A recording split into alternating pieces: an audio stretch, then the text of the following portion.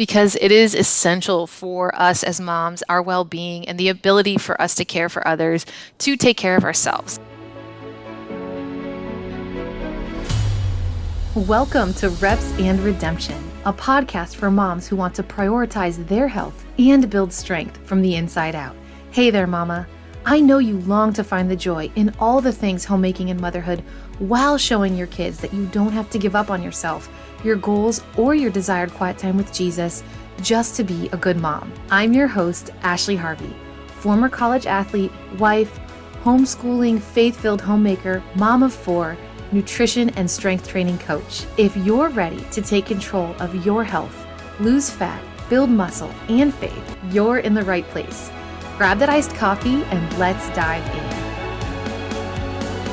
Hey there, welcome back to Reps and Redemption. I'm very glad you chose this episode today. I hope it is helpful to you. And I just want to dive right in and talk about 4 crazy or wild, I guess you could say, stress-busting self-care routines for busy moms. Now, I'm going to be honest with you here. I am re-recording this episode because you don't have a lot of time for basic how-to fluffy stuff. And my true desire for this show and for us as fellow moms is to encourage one another along the way and inspire and challenge one another to do some awesome things. So, without further ado, here are some wild, not very basic, stress-busting self-care routines that you can integrate into your daily or weekly schedule. I do want to side note this with, I am not going to share anything with you that I haven't already done myself. So keep that in mind. And then also while you hear these, I want you to think about your day-to-day and your week-to-week.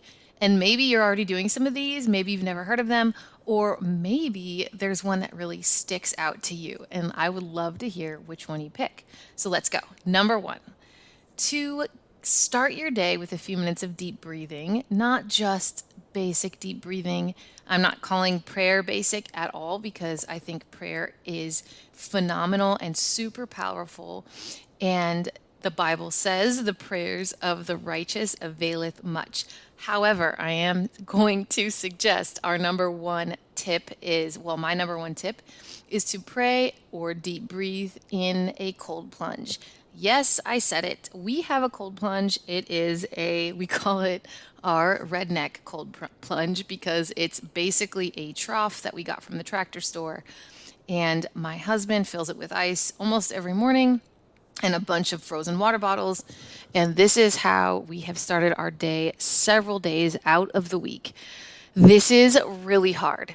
I will tell you this because I last like maybe 30 seconds to a minute and a half. My husband does it for 6+ minutes. I'm not to brag, but that's pretty hardcore. And if this is really the hardest thing you do all day, I mean, that's incredible, right? I mean, it doesn't really even matter what else happens because this is truly, I don't know if you've tried it, and if you don't have a cold plunge, that's okay. My other option that I have written here for you is a cold shower, like the coldest it will go. Here's what this does, and this is really going to help us just cut stress in half and care for ourselves as moms. But here's what the cold plunge or a cold shower does. It improves circulation. So when you immerse your body in cold water, our blood vessels will constrict, and in response to the cold, it constricts. So this helps us to redirect blood flow and help our vital organs maintain core body temperature. When we get out of the cold water, our blood vessels dilate, causing increased blood flow. And this cycle can help improve overall circulation. I think this is really important. Honestly, I'm going to give you a few paragraphs for the reason of the cold plunge, but this one is important to me because I don't know if I think I've shared this on past shows, but because of 3 pregnancies, I have my varicose veins that I have. It's kind of hereditary. Actually, it is hereditary, and there's really no reason or really no solution to it unless you get them taken out. But this helps if you have that, and I have seen an improvement in just my overall body circulation, and then also in the veins that I have in my legs, especially after my third baby this past July. Doing this cold plunge has really helped the circulation. It reduces inflammation. That's another one. It enhances recovery. As fitness enthusiasts and moms just being super busy, cold water plunges aid in our muscle recovery. So this cold water can reduce muscle soreness and help to flush out metabolic waste products like lactic acid. And I don't know about you, but when I don't know if you've tried this yet, but when I do this cold plunge, I am ready to just dive into the day. I'm like, okay, I'm ready to mom. I'm ready to mom now. It was 60 degrees or 65 degrees, and it will get colder as the fall and winter months approach, but I don't know how long I'll be able to do it then. But I'm just telling you, it is definitely another point, a bullet point I have in my notes is stress reduction. Cold water exposure triggers the release of endorphins and neurotransmitters, promoting our relaxation and the reducing of stress. And I'm telling you, the shock of this cold water just helps me take my mind off worries, and I have to focus on my breath. And like I said, my husband actually, he stays in long enough. He prays when he's in the cold plunge. But this psychological benefit to it, because our minds are not on all of the things we need to get done or all of our worries. And you might be in and out, but I'm telling you, it improves your mood, which is the next bullet point. Cold water immersion will alleviate symptoms of depression and anxiety in some people. And the cold water can trigger the release of mood enhancing neurotransmitters, like I just said, but also like dopamine. And I am ready for it because especially like if your kids get up kind of early and you've made it just even a smidge earlier. Sometimes I've done it with my little one walking around, but it is it will really wake you up. The last 2 points I have about trying either a very cold shower, or if you have a cold plunge or you've been thinking about getting one, it is definitely going to enhance your immune response and increase your metabolism. I want to just give you my notes on this one, that the cold water exposure can temporarily increase our metabolic rate. And as the body works to generate the heat to maintain its core temperature. So when you focus on your breath and let go of any racing thoughts, on top of this, you're increasing your metabolic rate. Now, I'm not sure if my 30 seconds to a minute and a half really help increase my metabolic rate, but I bet consistency over time it will. So try it. Let me know how you feel and what you think. But I'm telling you, this cold plunging or a cold shower before really diving into the beautiful chaos of the day will, I'll go over the points really quick, improve your circulation, reduce inflammation, enhance your recovery, reduce stress, improve our moods, our overall mood, enhance our immune response, and increase our metabolism. Honestly, this is one of my favorites, and I hope you consider it. Number 2, here we go. Eat your body weight in protein. You can cut calories everywhere else, but don't do that here, because protein is essential for all the things that we want to do with our body, like strength building and the muscle gains that we have, desire that we have to gain more muscle and having more energy. So what this does, protein is the building blocks of tissue in the body. So it plays a crucial role in the growth and repair and maintenance of various tissues, including our muscles, our bones, our skin, and our internal organs. So when we consume protein, our body breaks it down into amino acids, which are then used to build and repair these tissues. Our second point is enzyme function. Our third point is hormone production. I'm going to let you know the notes I have on this one because I think hormone production is really important. Some hormones, such as insulin and growth hormones, are protein-based, and these hormones regulate various physiological processes, including metabolism, blood sugar levels, and growth. Then we have immune support, just like the cold plunge, transport and storage, energy source, maintaining fluid balance in the body, preserving lean body mass. So adequate protein intake can help preserve our lean muscle, which we want to do as we age. I've mentioned that before several times in the show, especially during weight loss or calorie restriction. This is important for maintaining our overall strength and metabolic health. So I'm going to give you an example Right now, my current goal is I'm not really tracking my fats or my carbs. My goal is to eat just about 130 grams of protein in my diet. I have cut calories in other places, my daily caloric intake. I'm basically restricting myself a little bit. I want to do a few things with my body. I want to lose a little bit of overall fat, and I want to gain more muscle, which I will do soon. So this is going to help me preserve that lean body mass, the muscle that I do have, and not lose it. And the next one is satiety and weight management. So protein-rich foods tend to be more satiating than carbs and fats, which can help us control our appetite and support our weight management goals. And this also can really help the urge to overeat, because when we're eating enough protein, we're not going to binge on a bunch of other things. We're going to be full. It supports our hair and nail health. And basically, it's just an awesome goal to have. And it is an out of the box, stress busting self care routine. And guess what?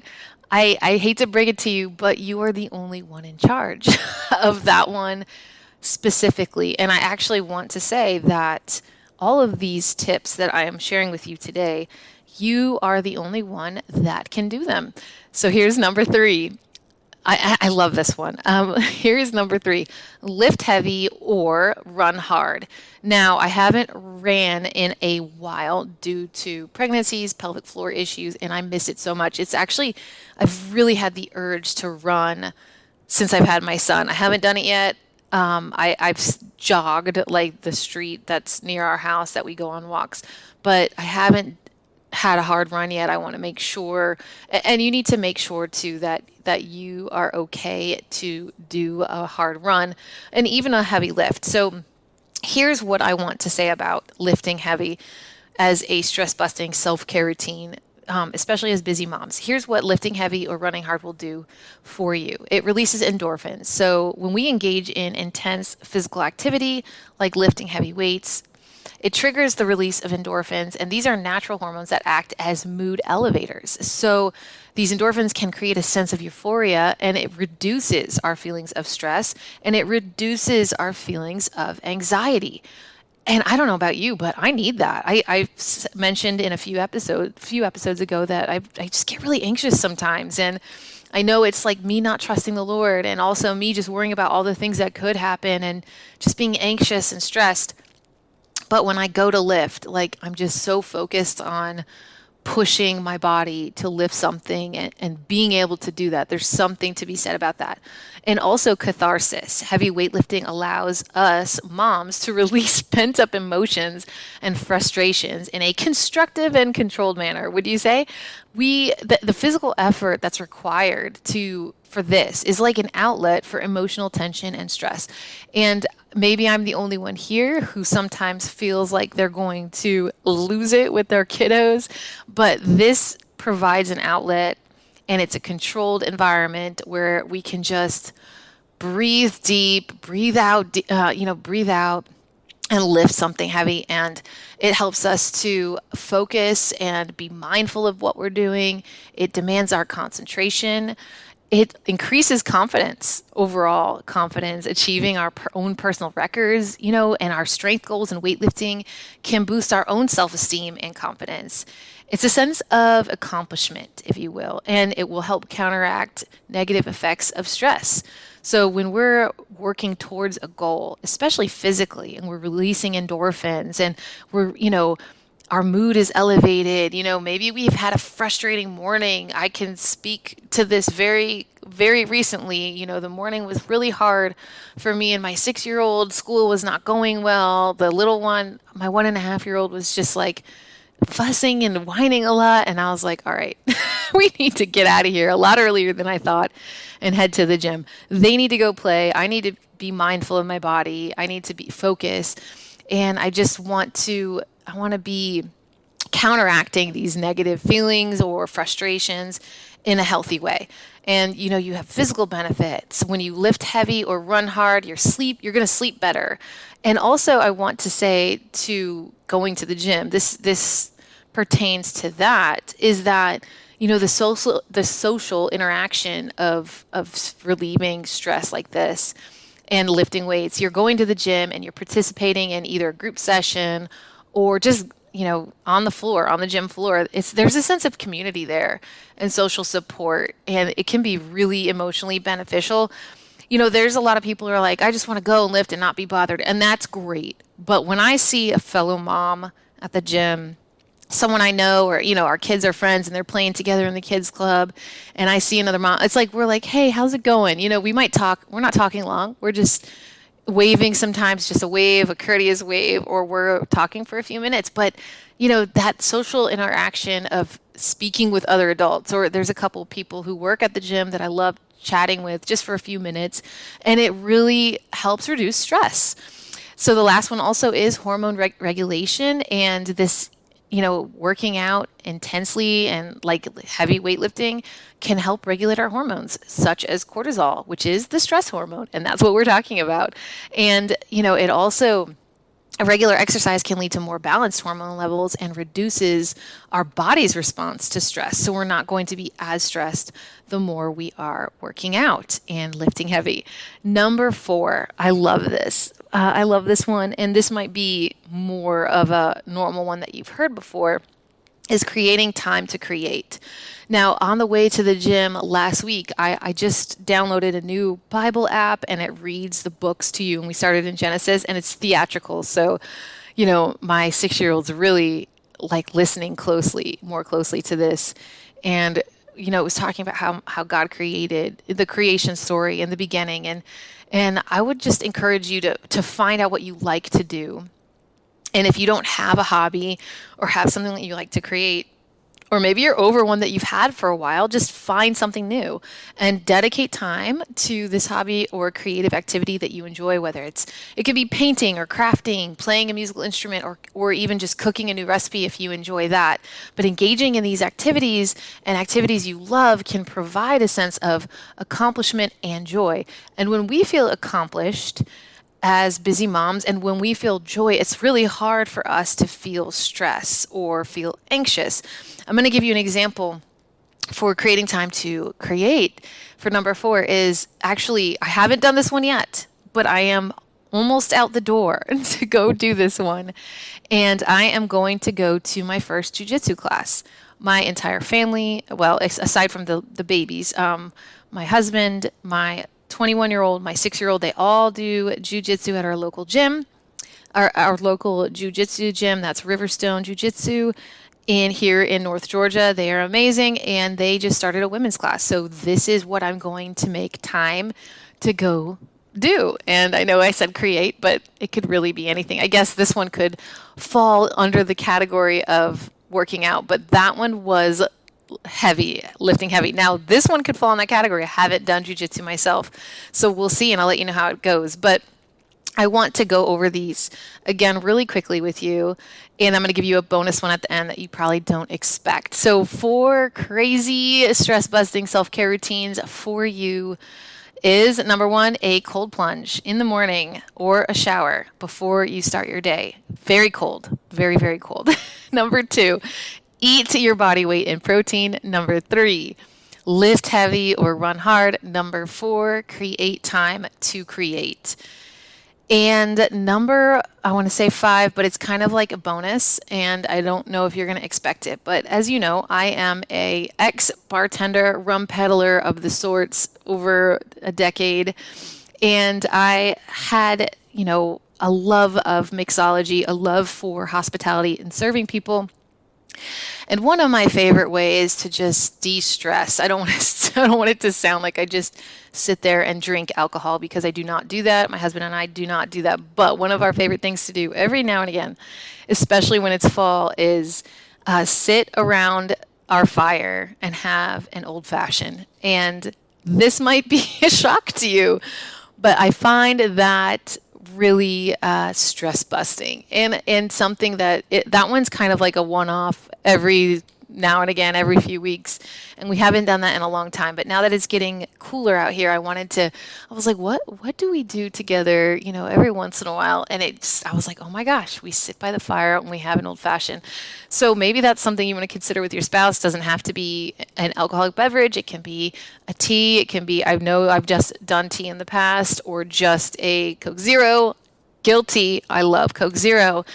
And I will just sit by the fire with my husband, and we'll catch up, and the kids are sleeping, and it's just something that is stress busting for me. And I hope that this episode has encouraged you and made you think outside of the box, because it is essential for us as moms, our well-being, and the ability for us to care for others, to take care of ourselves. And even just really small moments and consistencies of self-care can make a very huge difference in us managing our stress, maintaining our sanity, and really honestly maintaining all the things we want to do and be for our spouse and our kiddos. When you adapt one or two of these routines, do it over time. You don't have to do any of these. Honestly, maybe you've heard of a different one. I'm just encouraging you to take care of yourself and find something that resonates with you and your lifestyle. Until next time. If this episode inspired you, will you share with a friend? I would be so grateful if you would leave a podcast review on your listening app of choice. Remember, the content provided in this podcast is for informational and educational purposes only and is not intended to be a substitute for professional medical advice, diagnosis, or treatment. Please seek the advice of your qualified healthcare provider with any questions you may have regarding a medical or health condition. Remember, be bold, mama, and live well. Until next time.